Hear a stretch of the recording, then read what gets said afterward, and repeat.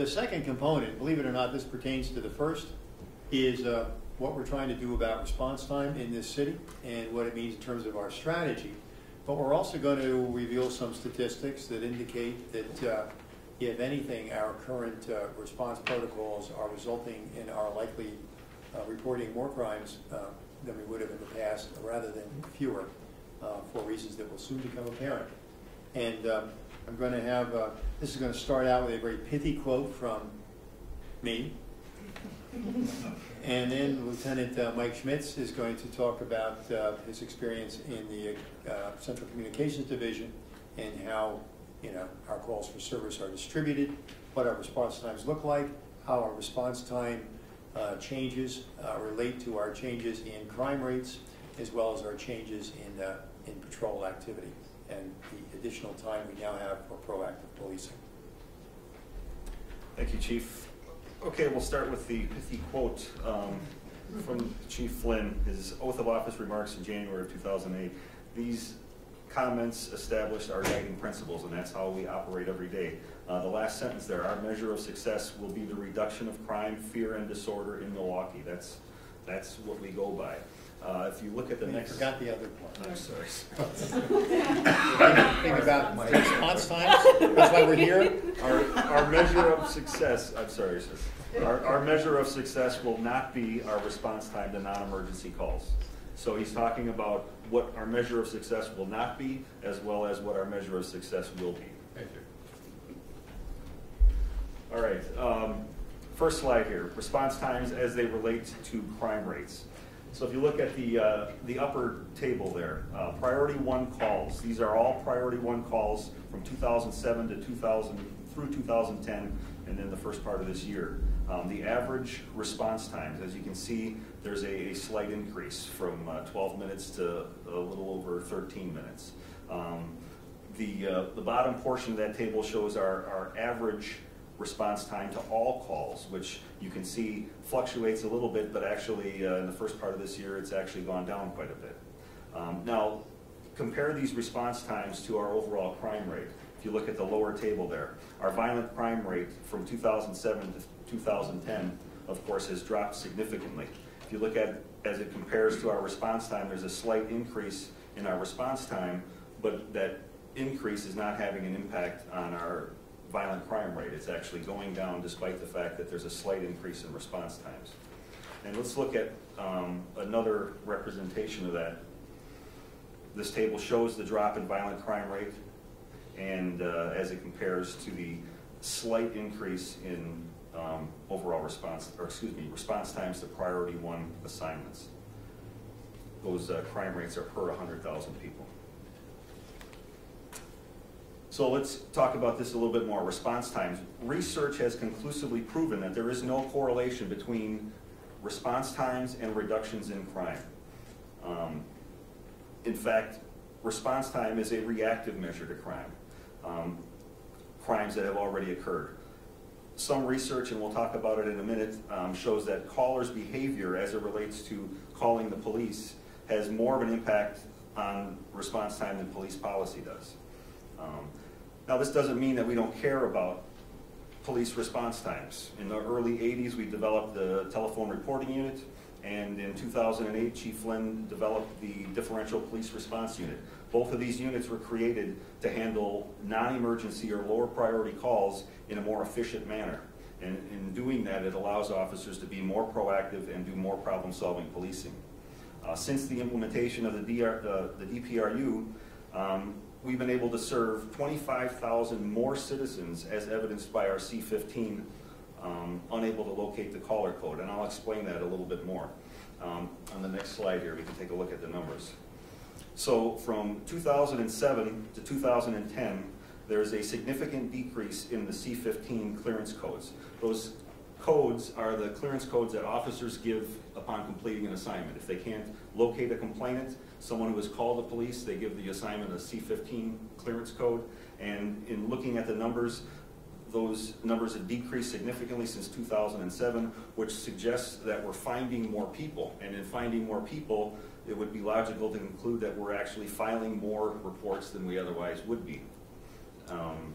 The number in 2007, just for the record, is not an anomaly. The previous numbers, 2005 and 2006, are also both in the 70,000 range. Okay. Can we just go back? Are there any questions about that? Those are calls for service in which squads historically would get sent, can't find anybody, they would just report back, I can't find the complainant, I'm back in service. Wasted time. Okay, yeah. And Lieutenant, for the benefit of everybody, could you define when the clock starts ticking for the response times? It's a good question, sir. The response time that we're showing starts at the moment actually the caller calls the police. It's not even the time they hang up with us. So it's the moment they call us, the telecommunicator initiates a complaint, and that's when the clock starts ticking. And so the response times that we're showing you are from that moment until the officer arrives on the scene and calls the dispatcher and says that they're there. Thank you. Sure. I have a Mike, question. explain what could happen during that process, from the call creation to the dispatch. Well, from the call creation up until it's dispatched, the telecommunicator can actually remain on the phone with the victim, gathering more information. Is that what you're referring to, Kathy? That entering, sending perhaps the fire department back Sure. and forth between the TC and the dispatcher. There are some emergency calls, obviously, where the fire department needs to get involved for medical reasons or for a fire, obviously. And so there are times where we will transfer a caller to the fire department, allow them to talk to the fire department, and they'll get the information that they need and pass the caller off back to us. We'll continue to get the information that we need. So there can be several minutes, actually, between the time the call is initiated until the time the caller hangs up. And that's all included in our response time. So it's, I think, important to note. And our call response time then does not include if someone's calling on a cellular phone that first goes to the sheriff's office and then has to wait to be transferred to us. After it's transferred to us, then that's when the clock starts ticking. Yes, sir, that's when the clock starts ticking for us. We are in the process of taking over those calls, as I'm sure you know. I have a question then. So in a couple of places you've noted that, for example, the correlation analysis and then statistically significant differences in the unknown complainant. How is that analysis done? Who does that analysis? Are you referring to the C15? Yeah, the C15, and then you also had another slide that talked about correlation, I think, between violent crime and response rates. Well, all of the C15 codes and the response time codes, those are all generated through the CAD system, the computer-aided dispatch system. And so those times are very specifically entered in accurately by the dispatcher and the telecommunicators. Right. I guess I'm asking about the statistical analysis. Okay. So you're saying, just it's the researcher in me, when you're saying these are statistically significant differences, or these correlations are done. And I believe we have slides that talk about the Kansas City research regarding response times and its impact on crime and crime prevention. And I believe we have that, or we have the quotes from J.Q. Wilson and Dr. Kelly regarding that. Do we have that? Yes, Correct. we do. Correct. That's coming up in the All right, next so slide. somebody's doing that analysis that's leading, someone is saying, doing a statistical analysis saying these are statistically different. Correct. I think we're answering your question, but Okay. if not, I'd be happy to respond Okay. when we get to that slide.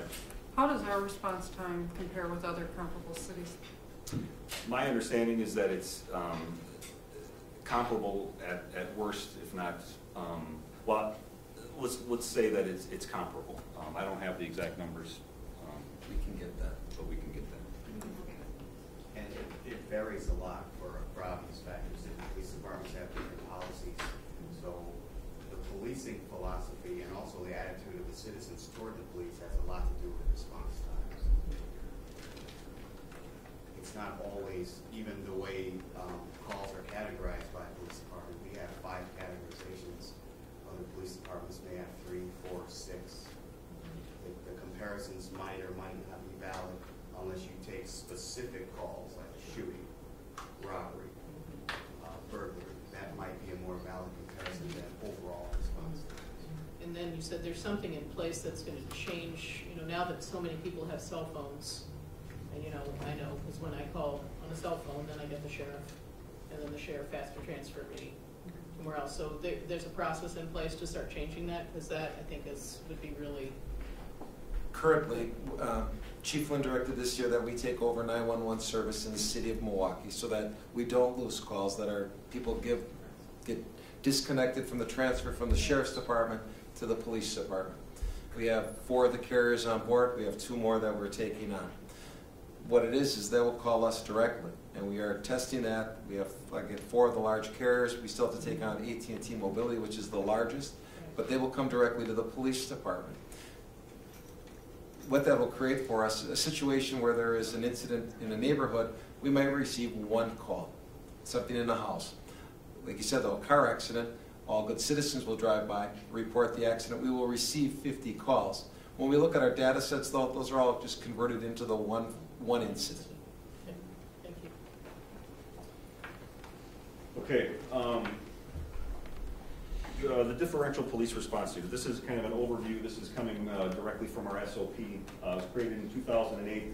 Purpose is to free squads to do more proactive policing. It's staffed with limited duty officers, so it's not really taking away from our street patrol officers. They're handling calls that are not in progress or just occurred. And at any time, if they determine a squad is needed for an assignment, they can certainly send it back to communications, and then we dispatch a squad to the scene. And the key thing, I think, to keep in mind about the differential police response unit is that it allows us to service a need of a citizen more quickly, because we can do it more efficiently. We don't have to send a squad with officers to someone's home. We can handle the issue or the problem over the telephone. The idea for DPR came to me the following way. We were going through our injured officer reports once early in my tenure, and at that particular point in time we had 150 officers who were injured on various forms of light duty. And I said, that's as many people as I have in a district. I said, I have a virtual district. And then this light bulb went off in my head. And I thought to myself, well, an awful lot of police work does not require the armed authority of the state in your living room. And that's basically what we provide, all right? And so one of the stress and tensions of my job is, where does the armed authority of the state belong at a given point in time, and what should it be doing? And since an overwhelming majority of our calls are people don't know what to do and they need somebody to tell them, well, we can do that over the phone. How many times have you called the cable company and they said, well, we can be there the day after tomorrow in a 6-hour window, or we can try to help you out over the phone? How many of you say, well, okay, what do I got to do? Tell me. So we're applying that analogy. And because of that, these officers are doing police work over the phone. This isn't just we're going to take a report. This is somebody's making noise next door. I've had officers on DPR call the next door neighbor and say, do you mind lowering it? This is Officer so-and-so from the 7th District. Would you lower the music, please? Oh, okay. Calls back the complainant. Is the music lower? Yes, it is. All right. Car doesn't have to go. The way it is right now, I'm taking somebody off a parking walk to get to the noise complaint, and they get there a half hour, 45 minutes later, and the noise is down anyway. Or it's a C-15. All right. So the point is, we've developed the capacity in the police department to have police officers handle problems, but not actually have to show up in person.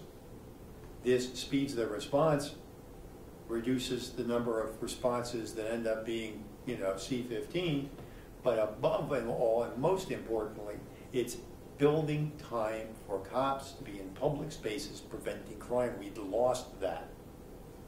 And that's what we're trying, that's why we're doing crime prevention, because we've got more cops on the dots, because they're not all chasing 911 calls all night long. We're coming up with different ways to handle it.